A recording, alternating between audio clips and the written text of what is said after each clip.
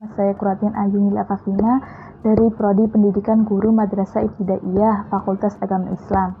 Di sini saya mau mengulas buku tentang Head Over Heels. Sebelum kita mengulas buku ini, kita lihat lebih dulu yuk detailnya seperti apa.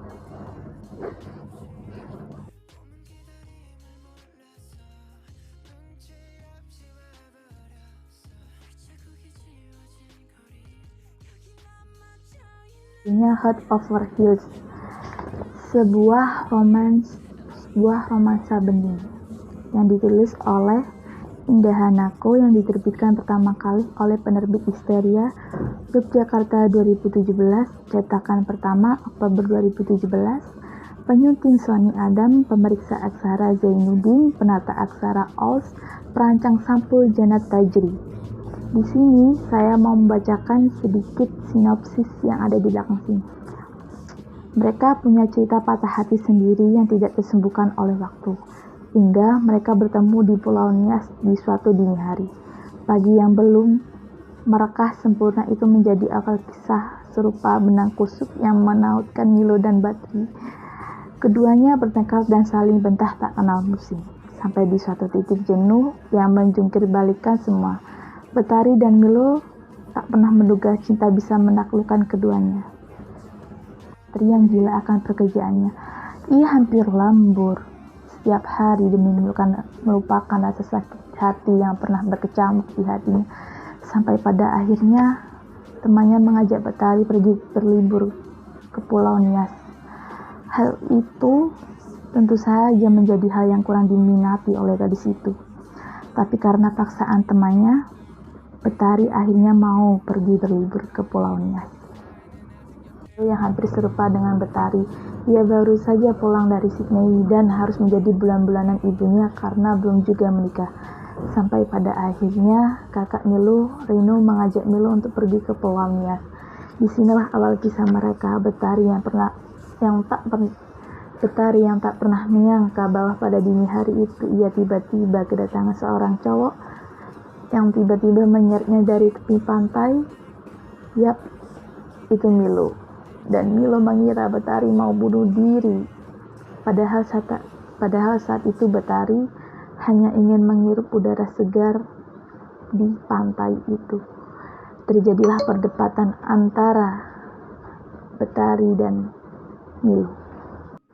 Entah bagaimana mulanya cinta yang teramat agung tumbuh di hati Batari untuk Felix, tetangganya yang kemudian menetap di San Diego setelah menyelesaikan pendidikan. Sepintas mengingat sosok Felix yang rupawan, mungkin mudah menemukan jawabannya. Namun lebih dari itu, Batari punya alasan tersendiri. Jauh di lubuk hatinya yang paling dalam, Batari hanya ingin punya kesempatan bisa menunjukkan perasaannya. Mungkin ia akan punya sedikit keberanian untuk mengungkapkannya setelah tumbuh dewasa nanti. Namun sebelum itu terjadi, Felix terlanjur menetap di San Diego.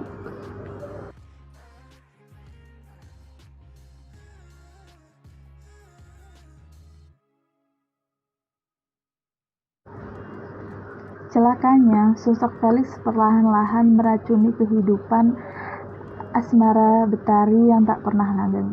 Semua pria yang dekat dengannya dibanding-bandingkan dengan Felix. Terakhir Kinan, yang sebenarnya memenuhi standar untuk menjadi pria idaman wanita. Batari juga menjalani episode baru patah hatinya, sebab Felix akan bertunangan di sana dan segera menikah. Berbeda dengan Batari, Milo punya kasus patah hati sendiri. Ia sengaja sekolah jauh, lalu bekerja di Sydney demi meninggalkan Jakarta, kota yang melatar belakangi kisah suramnya bersama Anne. Namun, suatu hari ia kembali. Selain menerima tawaran kerja memenuhi keinginan orang tuanya, ada alasan lain yang sulit dijabarkan. Lalu kedua insan dengan cerita patah hati masing-masing itu dipertemukan di Pulau Nias.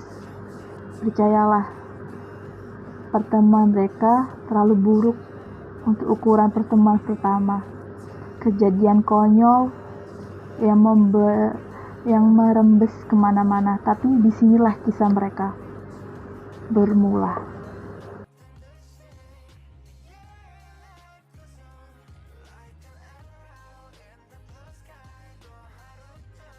Setelah dipertemukan oleh kejadian konyol itu di suatu dini hari, ada-ada saja membuat hari-hari Milo dan Betari saling bertautan.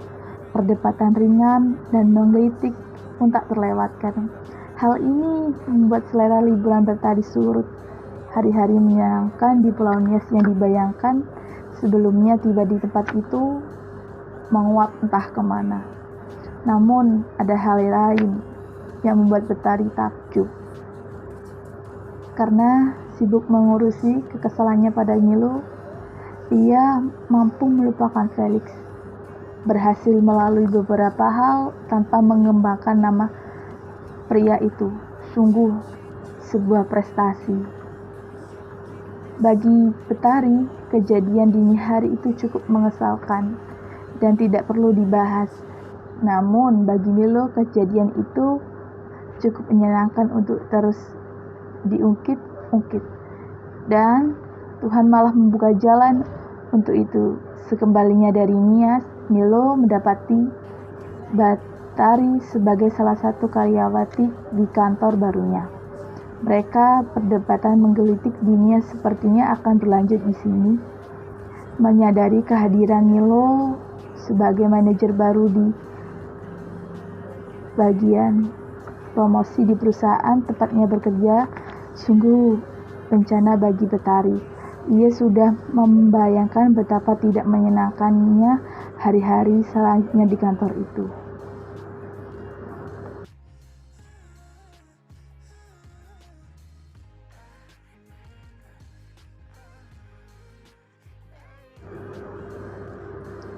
Setiap hari Betari menghindari sepenuhnya, mengusahakan tak ada kontak sedikit pun dengan pemilik nama tak kreatif itu. Menurut Betari, nama Milo hanya hasil nyontek merek susu coklat yang terkenal. Berbeda dengan Milo, ia malah berusaha mengakrabkan diri dengan gadis yang dipanggilnya anak kecil itu.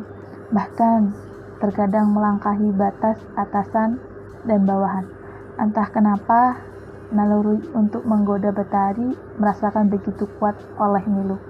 Ada kesenangan tersendiri saat mendapati gadis itu bersungguh-sungguh, yang tingkahnya yang sangat menggemaskan.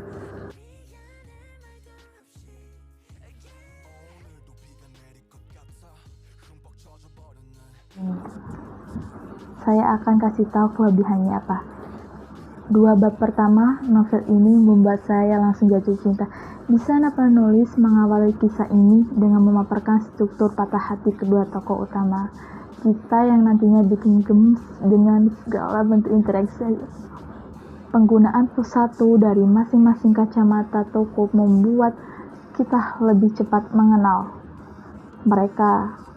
Opening yang sukses menurut saya tidak hanya membangun mood, tapi juga menjadi pondasi yang menjanjikan untuk bangunan cerita yang kokoh.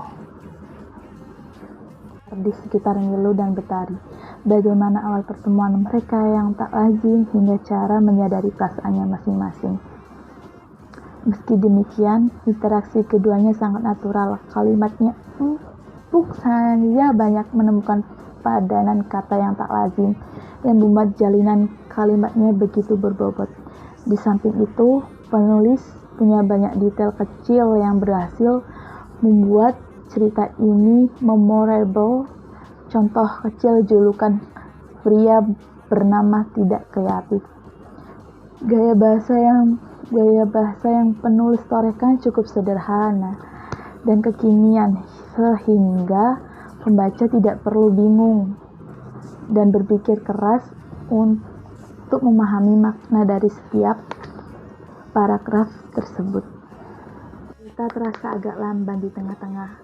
Beberapa bagian bahkan terasa jalan di tempat. Mungkin karena saya tipe pembaca yang agak gak sabaran dan pengen selalu ada hal baru di setiap lembarnya. Ini tergantung selera masing-masing kan. Itu saja yang ingin saya sampaikan. Mohon maaf jika kata-kata saya kurang dimengerti, dan Assalamualaikum warahmatullahi wabarakatuh.